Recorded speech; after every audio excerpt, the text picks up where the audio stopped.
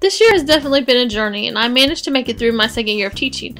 After I began the program last summer, I had the awesome experience of working with an amazing veteran teacher for my second year.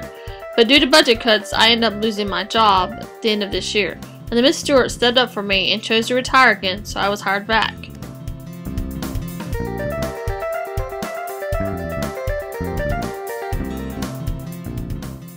I chose the EMDT program for several reasons. For one, I have a friend, another art teacher in this county I teach, who went through a different program at Full Sail, and between hearing about what he was doing and looking into the program myself, I just knew I had to do it. I needed a program that I could work creatively in, and it wasn't all about papers. A program that I could legitimately use to help me become a better teacher. I love learning, taking classes, going to workshops. And I didn't want to put it off until I wasn't in that mode anymore. Plus, the education scholarship was a big help.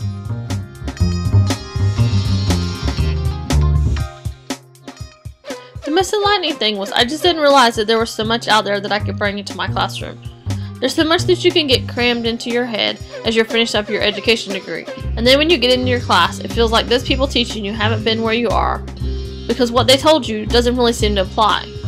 This program, on the other hand, made me feel like my teachers and classmates knew where I was coming from and wanted the same things I want for my students. I guess I didn't realize the potential was inside me to do the things that I've done over this year. I mean, who knew I'd be playing WoW at 1 in the morning or trying to figure out camera techniques so that I could create a short movie, or creating my own soundtrack, or making my own tutorials. There were a couple things that were challenging. One of them was being a procrastinator. I tend to be one, but I always get myself done, with a little time to spare. That's how I went through college, and often is how I managed my life. Most of the time during this program, I actually tried to plan when I was going to get things done, but every now and then that procrastination monster would raise its ugly head.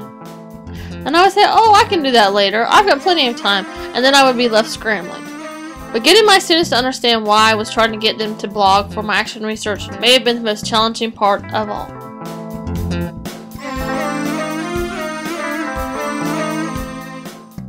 And here's some advice for those thinking about beginning the program or those in the program. Learn to manage your time. Make buddies in the program, people that you like to work with. You know that they will do their fair share and they are fun to work with. Always get your stuff done. Find some time somewhere to get a little sleep. Occasionally take time and do something you want to do. Don't get so caught up in what you're doing that you forget to laugh sometimes. Something random is going to happen, good, bad, or indifferent. If you don't laugh about it, you're going to cry. Don't totally forget about your family. This program is a lot of work, with a sense of accomplishment, the camaraderie of your classmates, and the massive plethora of knowledge and skills you gain from it is so worth it.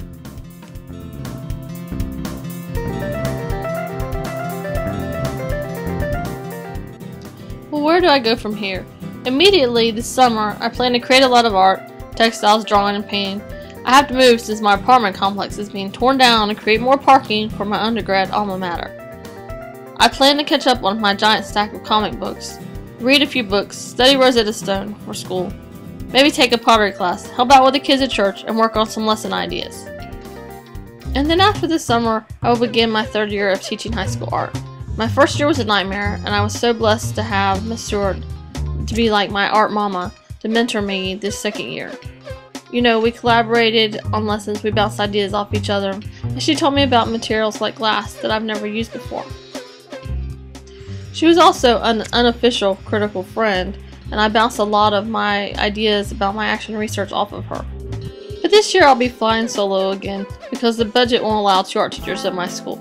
I've gained so much that I can teach my students, and now I have quite a bit of my own that I can add to the art and technology class when I teach it, since it'll be my first time teaching it since I only taught art 1 through 4 and crafts previously.